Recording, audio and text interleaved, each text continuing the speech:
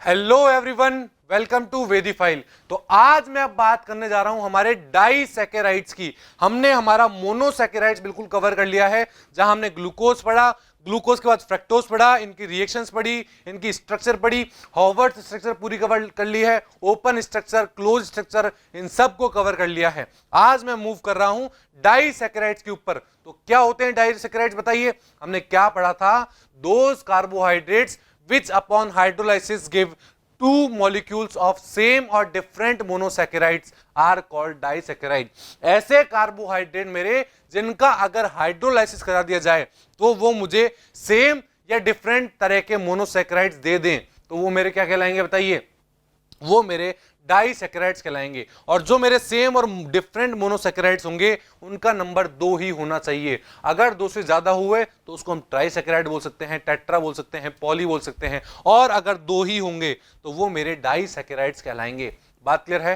Carbohydrates which are formed by the combination of two monosaccharides units। तो उसकी दूसरी definition क्या होगी?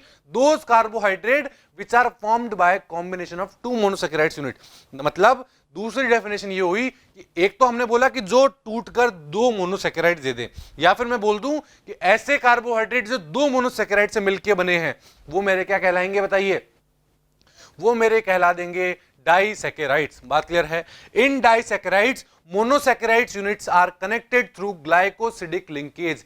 जो मेरे डाइसैकेराइड्स होते हैं उसके अंदर 2 जो मोनोसैकेराइड यूनिट ज्वाइन होती है आपस में, किससे ज्वाइन होती है? एक ग्लाइकोसिडिक लिंकेज से ज्वाइन होती है। आपको याद होगा जब मैंने आपको सुक्रोज से ग्लूकोज का फॉर्मेशन बनता हुआ दिखाया था कि एक ग्लूकोज बनता है, एक फ्रक्टोज बनता है, वहां मैंने आपको बोला था कि एक बॉन्ड फॉर्म आपको दिखाई दे रहा है जिसके बीच में ओ लगा हुआ है। वो ओ जो बॉन्ड था उसी बॉन्ड को हम ग्लाइकोसिडिक लिंकेज बोलते थे, जहां मैंने आपको नाम नहीं बताया था जिससे आप कंफ्यूज ना हो। अब बोल रहा हूं मैं कि ग्लाइकोसिडिक लिंकेज बोलते हैं जिसमें ग्लूकोज और फ्रक्टोज यूनिट आपस में एक दूसरे क्या होती है, कंबाइन होती है। बात क्लियर है? अगर मैं जनरल फॉर्मूले की बात करूंगा, so the general formula of disaccharide is C12H22O11। क्या बोला मैंने? C12H22O11। ये क्या होता है? ये होगा हमारा सुक्रोज, या फिर मैं बोल दूं डाइसैकेराइड का एक जनरल फॉर्मूला हो जाएगा। बात क्लियर है? समझ में आया यहां तक? फॉर एग्जांपल अगर मैं बात करूं कि कौन कौन से हमें पढ़ने हैं और कौन कौन से एग्जांपल इसमें आ सकते हैं, एक सुक्रोज हो जाए, माल्टोज, लैक्टोज, ये सब क्या है, मेरे डाइसैकेराइड्स है। और इन तीनों के बारे में हम पढ़ेंगे। कौन कौन सी?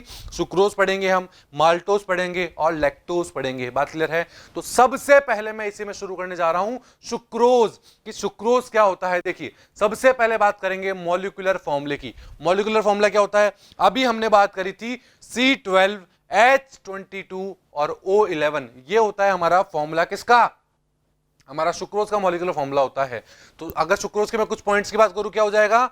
शुगर टाइप कार्बोहाइड्रेट, इसको हम क्या बोलेंगे? शुगर टाइप कार्बोहाइड्रेट बोलेंगे। किसको? सुक्रोज को। बात क्लियर है? समझ में आया यहां तक? Sugar type carbohydrate, that means it is white crystalline solid which is dissolved in water and sweet in taste। हमने जब शुगर पढ़े थे, क्लासिफिकेशन किया था कार्बोहाइड्रेट्स का, तो एक हमने बोला था शुगर, एक हमने बोला था नॉन शुगर। तो जो हमारा सुक्रोज होता है वो शुगर टाइप कार्बोहाइड्रेट होता है। दैट मींस क्रिस्टलाइन नेचर का होगा, व्हाइट क्रिस्टलाइन नेचर का, और वाटर के अंदर बहुत इजीली क्या हो जाएगा? डिसॉल्व हो जाएगा, और स्वीट इन टेस्ट होता है। बात क्लियर है? अगर मैं बात करूं ये रिड्यूसिंग शुगर होगी या नॉन रिड्यूसिंग शुगर होगी, बताइए। जब हमने रिड्यूसिंग और नॉन रिड्यूसिंग को क्लासिफाई किया था तो हमने देखा था it is a non reducing sugar because carbonyl group in both monosaccharide units are involve in glycosidic linkage. Because इसके अंदर जो दोनों कार्बोनाइल ग्रुप होते हैं वो ग्लाइकोसिडिक लिंकेज को फॉर्म करने के लिए बिजी हो जाते हैं या फिर उसमें यूज हो जाते हैं, इसलिए वो टॉलेंस और फेलिंग सॉल्यूशन के साथ रिएक्शन नहीं कर पाते हैं। बात समझ में आई या नहीं आई? बात क्लियर है यहां तक? आगे देखिए, अगर मैं आगे में बात करूं तो इसका रोटेशन कितना होता होगा? Mutarotation. It is dextrorotatory and the angle of rotation is +66.5 degree. मैंने क्या बोला? ये एक डेक्स्ट्रो रोटेटरी होता है जिसका म्यूटर रोटेशन कितना होता है? +66.5 डिग्री होता है। बात क्लियर है? अगर इसका हम हाइड्रोलाइसिस करा देंगे, किसका? अगर हम सुक्रोज का हाइड्रोलाइसिस करा देंगे तो हमें एक डी ग्लूकोज मिलेगा और क्या मिलेगा? एक डी फ्रक्टोज मिलेगा। किसके प्रेजेंस में होता है? और ये हमारा हाइड्रोलाइसिस इन्वर्टेज एंजाइम की प्रेजेंस में होता है। दैट मींस जैसे मैं रिएक्शन की बात करता हूं, ये लिया मैंने सुक्रोज, क्या है C12H22O11, ये है मेरा सुक्रोज है, ये मेरा, बात क्लियर है। जब मैं इसका हाइड्रोलाइसिस कराऊंगा दैट मींस H2O के साथ रिएक्शन कराऊंगा, किसकी प्रेजेंस में, इन्वर्टेज की प्रेजेंस में। जब मैं इसकी रिएक्शन कराऊंगा, इन्वर्टेज क्या है, एक एंजाइम है, इसकी प्रेजेंस में जब रिएक्शन होगी तो एक ग्लूकोज फॉर्म होता हुआ दिखेगा C6H12O6, एक फ्रक्टोज फॉर्म होता हुआ दिखेगा C6H12O6। दोनों का फॉर्मूला सेम होता है, बस फंक्शनल ग्रुप आपस में क्या होता है, डिफरेंट होता है। बात क्लियर है। तो एक ग्लूकोज फॉर्म हुआ, एक फ्रक्टोज फॉर्म हो चुका है। बात समझ में आई या नहीं आई। अब इसी तरह मैं बात करता हूं स्ट्रक्चर ऑफ सुक्रोज की, कि सुक्रोज की स्ट्रक्चर क्या होती है। बहुत ध्यान से समझिएगा इसको। देखिए, मैंने बात करी it is a non reducing sugar. क्या होता है, एक नॉन रिड्यूसिंग शुगर होता है। क्यों, क्योंकि इसके अंदर फंक्शनल ग्रुप क्या होता है, फंक्शनल ग्रुप क्या होता है, वो यूज हो रखा होता है किसमें, ग्लाइकोसिडिक लिंकेज में। बात क्लियर है। So it is a non reducing sugar, therefore functional group of both the monosaccharides are involve in glycosidic linkage. ये बात हम कर चुके हैं कि दोनों की मोनोसैकेराइड यूनिट में जो फंक्शनल ग्रुप होता है वो ग्लाइकोसिडिक लिंकेज बनाने के अंदर यूज हो रखा होता है। That is C1 of glucose unit is bounded with C2 of fructose unit. क्या बोला हमने ना, इसका मतलब क्या हुआ, ग्लूकोज के अंदर अगर मैं बात करूं तो हमारा हमारा कार्बोनिल कार्बन कहां होता है, फर्स्ट पोजीशन के ऊपर होता है। और फ्रक्टोज की अगर मैं बात करूं तो हमारा कार्बोनिल कार्बन कहां होता है, सेकंड नंबर कार्बन के ऊपर होता है। बात क्लियर है, समझ में आया यहां तक। तो देखिए, अगर मैं, क्या बोला मैंने, देखिए अगर मैं किसकी बात करता हूं, ये मैंने लिया क्या, मेरा ग्लूकोज ले लिया है, और ये मैंने लिया मेरा एक फ्रक्टोज ले लिया है।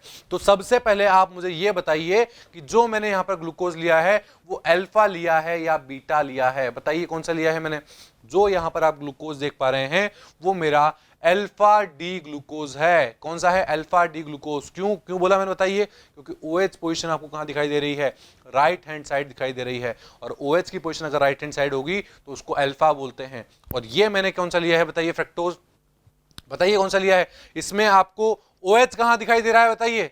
इसमें आपको OH लेफ्ट हैंड साइड दिखाई दे रहा है, और OH अगर लेफ्ट हैंड साइड होगा तो इसको हम क्या बोलेंगे, बताइए। ये मेरी फॉर्म कहलाएगी beta D fructose. That means sucrose के अंदर यह भी हमसे पूछा जाता है कि कौन कौन सी यूनिट मिलकर सुक्रोज का फॉर्मेशन किया जाता है। तो देखिए, अल्फा डी ग्लूकोज और बीटा डी फ्रक्टोज, इन दोनों की जब रिएक्शन होगी आपस में, हाइड्रोलाइसिस होगा, तो हमको एक सुक्रोज फॉर्म होता हुआ दिख जाएगा। क्या हो जाएगा, एक वाटर मॉलिक्यूल बाहर निकलेगा और सुक्रोज फॉर्म होता हुआ दिख जाएगा। देखिए कैसे होता है।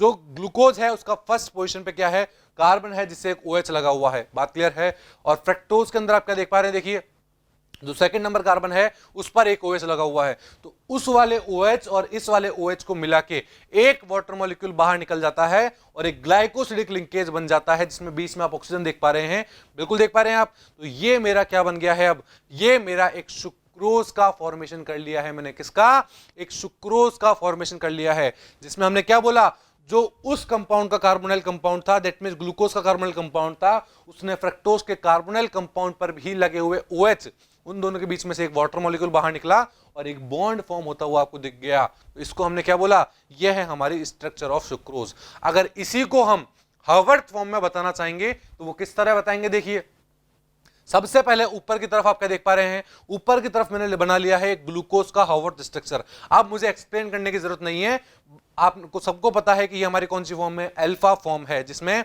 H ऊपर है और OH नीचे है। बात क्लियर है, समझ में आया। और नीचे की तरफ आप क्या देख पा रहे हैं, ये मैंने ले लिया है फ्रक्टोज, और फ्रक्टोज में कौन सी फॉर्म बनाई है, बीटा फॉर्म, क्योंकि इसमें OH ऊपर है और CH2OH नीचे है। बात क्लियर है।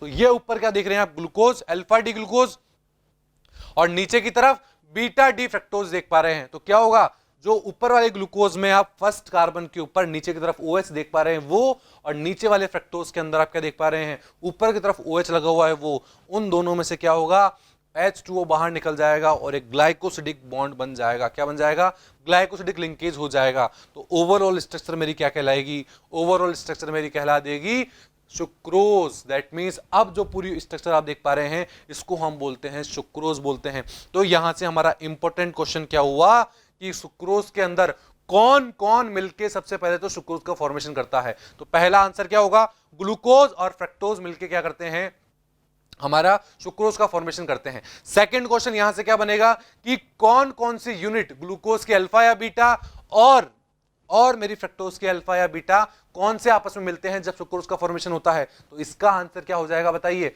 इसका आंसर हो जाएगा हमारा कि ग्लूकोज की अल्फा फॉर्म और फ्रक्टोज की बीटा फॉर्म आपस में मिलके सुक्रोज का फॉर्मेशन करते हैं। बात क्लियर है? तो अगर आपको ग्लूकोज और फ्रक्टोज की हार्वर्ड स्ट्रक्चर समझ में आई होगी, क्लोज स्ट्रक्चर समझ में आई होगी, ओपन स्ट्रक्चर समझ में आई होगी, तो ही आप सुक्रोज को समझ पाएंगे। अगर आपने वो अच्छे से नहीं समझा है तो इसको आप इजीली नहीं समझ पाएंगे। बात क्लियर है? तो ये सब था हमारा सुक्रोज के बारे में। तो अब हम बात करते हैं इन्वर्जन ऑफ केन शुगर की। किसकी? इन्वर्जन ऑफ केन शुगर की मैं बात करता हूं। देखिए किस तरह हम देखेंगे सुक्रोज के अंदर पहले वो डेक्स्ट्रो रोटेटरी होगा और बाद में लीवो रोटेटरी हो जाएगा, उसके बारे में बात करता हूं। देखिए sucrose is a dextro rotatory with specific rotation of +66.5 degree. क्या बोला मैंने? सुक्रोज एक डेक्स्ट्रो रोटेटरी मॉलिक्यूल होता है जिसको हमने कैसे पता लगाया? उसके स्पेसिफिक रोटेशन से पता लगाया, उसके म्यूटा रोटेशन से पता लगाया, और वो कितना होता है? +66.5 डिग्री होता है। बात क्लियर है? अगर हम सुक्रोज का हाइड्रोलाइसिस कराते हैं, क्या बोला मैंने? अगर सुक्रोज का हाइड्रोलाइसिस कराते हैं तो हमें क्या मिलेगा बताइए? हमें एक ग्लूकोज फॉर्म होता हुआ दिखेगा और एक फ्रक्टोज फॉर्म होता हुआ दिखेगा। आप देख पा रहे हैं? अगर यहां मैंने सुक्रोज लिया, इसका हाइड्रोलाइसिस कराया, दैट मींस वाटर के साथ जब रिएक्शन कराई तो एक मुझे ग्लूकोज फॉर्म होता हुआ दिखा, एक फ्रक्टोज फॉर्म होता हुआ दिखा। यहां तक बात क्लियर है? अब मैं बात करूं किसकी? स्पेसिफिक रोटेशन की। तो जब मैंने सुक्रोज को लिया था तो उसका स्पेसिफिक रोटेशन कितना था? +66.5 डिग्री था। बात क्लियर है? और जब मैंने ग्लूकोज को लिया तो उसका स्पेसिफिक रोटेशन कितना आया बताइए? 52.5। कितना? 52.5 आया था। बात क्लियर है यहां तक? और जब एक और फ्रक्टोज बना था उसका स्पेसिफिक रोटेशन आया था -92.4 आया था। क्या आया था? -92.4। इसका मतलब क्या हुआ? देखिए sucrose is a dextro rotatory molecule with a specific rotation of +66.5 degree. On hydrolysis it gives dextro rotatory glucose and laevo rotatory fructose. एक डेक्स्ट्रो रोटेटरी तो उसने क्या दिया है? ग्लूकोज, और एक लीवो रोटेटरी फ्रक्टोज उसने दिया है। बात क्लियर है यहां तक? Since the laevo rotation of fructose is -92.4, so it is more than dextro rotatory of glucose. बात क्लियर है? जो हम आप यहां पर फ्रक्टोज देख पा रहे हो उसका स्पेसिफिक रोटेशन कितना है? स्पेसिफिक रोटेशन -92.4 है। इसका मतलब क्या हुआ? इसका मतलब ये हो गया है कि वो डेक्स्ट्रो रोटेटरी से ज्यादा है। बात क्लियर है? Therefore resulting solution becomes laevo rotatory. तो ओवरऑल सॉल्यूशन कैसा हो जाएगा? लीवो रोटेटरी हो जाएगा। इसका मतलब क्या हुआ? हाइड्रोलाइसिस जब हमने कराया था शुगर का, the hydrolysis of sucrose is accompanied by a change in the sign of optical rotation from dextrorotatory to levorotatory। इसका मतलब क्या हुआ? इसका मतलब जो सुक्रोज पहले डेक्स्ट्रोरोटेटरी था उसमें से लार्ज अमाउंट में क्या निकला है? हमारा फ्रक्टोज निकला है, या फिर मैं बोल दूं फ्रक्टोज का म्यूटा रोटेशन ज्यादा है या फिर स्पेसिफिक रोटेशन ज्यादा है, तो पूरा सॉल्यूशन कैसा हो जाएगा? हमारा लीवो रोटेटरी हो जाएगा। तो इसका मतलब क्या हुआ? This process is called inversion of cane sugar. हमारा जो प्रोसेस में क्या हुआ है? इन्वर्जन हो चुका है। पहले डेक्स्ट्रो था, बाद में लीवो बन चुका है। बात समझ में आई? तो हमने क्या देखा था? एक सुक्रोज लिया था, वाटर के साथ रिएक्शन कराई थी, एक ग्लूकोज बना था और एक फ्रक्टोज बना था। ग्लूकोज का कितना था स्पेसिफिक रोटेशन? +52.5, और हमारा फ्रक्टोज का कितना था? -92.4। बात क्लियर है? तो ओवरऑल हमारा ये लीवो रोटेटरी हो गया था, और इसी को हमने क्या बोला बताइए? इसी को हमने बोला कि ये हमारा कहलाएगा इन्वर्जन ऑफ केन शुगर। बात क्लियर है यहां तक? समझ में आया क्या हुआ? तो ये सब था हमारे सुक्रोज के बारे में, और उसके अंदर हमने एक पढ़ा इन्वर्जन ऑफ केन शुगर। बात क्लियर है? आई होप आपको ये समझ में आया होगा। Thank you.